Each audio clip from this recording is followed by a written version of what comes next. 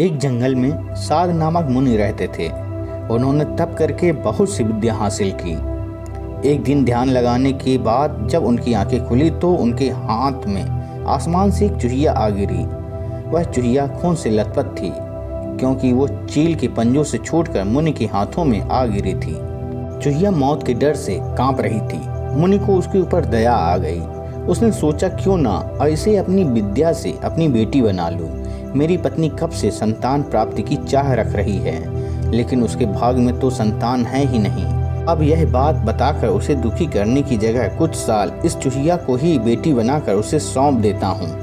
इतना सोचते ही मुनि ने एक मंत्र पढ़कर चूहिया को एक छोटी सी बच्ची बना दिया। वो उस चूहिया को बच्ची बनाने के बाद गोद में उठाकर अपनी पत्नी के पास लेकर आए। उन्होंने कहा, लो अब इसे अपनी बेटी मानकर ही पालना। सोच लो, भगवान ने तुम्हारी सुन ली है। मुनि की पत्नी छोटी बच्ची देखकर खुश हो गई। अब चूहिया से बच्ची बनी लड़की मुनि के घर में बड़े लाड प्यार से पलने लगी। मुनि की पत्नी ने कुछ दिनों बाद बच्ची का नाम वेदांता रखा। मुनि और मुनि की पत्नी दोनों ने बड़े प्यार से वेदांता को पाला। मुनि को बहुत खुशी थी कि उसकी पत्नी को अपनी ममता लुटाने के लिए एक बेटी मिल गई। कुछ समय के बाद उसकी परवरिश में मुनि भूल ही गए कि वो एक चूहिया है। वेदांता को मुनि ने अच्छी पढ़ाई लिखाई करवाई। देखते ही देखते वेदांता 16 साल की हो गई।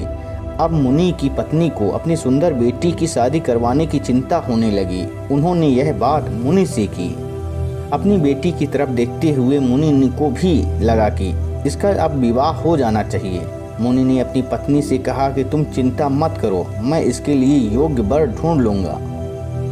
मुनि को लगा कि मेरी बेटी बहुत सुंदर है और उसकी शिक्षा दीक्षा भी अच्छी हुई है, इसलिए उन्होंने अपनी सिद्धि से सूर्यदेव को पुकारा। सूर्यदेव ने मुनि को प्रणाम करके बुलाने की वजह पूछी। तब मुनि ने कहा, मेरी बेटी विवाह की योग्य हो गई है, मैं चाहता हूँ कि आप इसके पति बने। सूर्यदेव ने कहा, आप एक बार अपनी पुत्री से पूछ लीजिए, अगर उसे मंजूर है तो मेरी तरफ से भी हाँ है। तब वेदांता बोली, पिताजी यह बहुत गर्म है, मैं इनके पास नहीं जा पाऊंगी और न ही इन्हें देख पाऊंगी। मुनि ने वेदांता से कहा, कोई बात नहीं, हम दूसरा वर देख लेंगे। तभी सूर्यदेव ने कहा, हे मुनिवर, मुझसे श्रेष्ठ बादल हैं, आप उनसे बात कीजिए, वह मेरे प्रकाश को भी ढक देते हैं। मुनि ने अब बादल को याद किया। बादल गरजते हुए मुनि के पास पहुँचे और उन्हें नमस्कार किया। एक बार मुनि ने सीधे वेदांता से पूछा, क्या तुम्हें यह वर पसंद है? वेदांता ने जवाब दिया, पिताजी मेरा रंग गोरा है और इनका काला, हमारी जोड़ी अच्छी नहीं लगेगी। तब बादल ने मुनि से कहा, आप पवन देव को बुलाइए, वे मुझसे श्रेष्ठ हैं, उनमें मुझे उड़ाकर इधर से उधर ले जाने की ताकत है।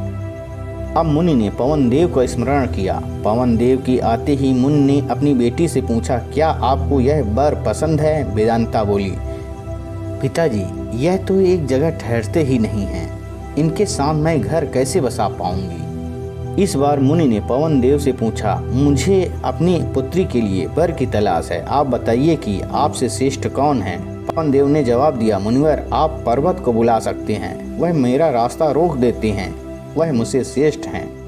तुरंत मुनि ने पर्वत को पुकारा। पर्वत को देखते ही वेदांता बोली, यह तो पत्थर हैं, इनका दिल भी पत्थर का ही होगा, इनसे विवाह कैसे हो पाएगा पिताजी। मुनि ने हाथ जोड़कर पर्वत देव से पूछा, आपसे श्रेष्ठ कौन है? पर्वतराज ने जवाब दिया, हे मुनि, चूहा मुझ में छेद कर सकता है, इस आधार से वह मुझसे श्रेष्ठ है। इतना कहते ही पर्वत देव के कान से चूहा नीचे कूदा। वेदांता ने जैसे ही चूहे को देखा वह खुशी के मारे उछल पड़ी। उसने कहा, पिताजी यही मेरा वर बनना चाहिए, मुझे यह पसंद है, इसकी पूंछ कान सब कुछ कितना प्यारा है।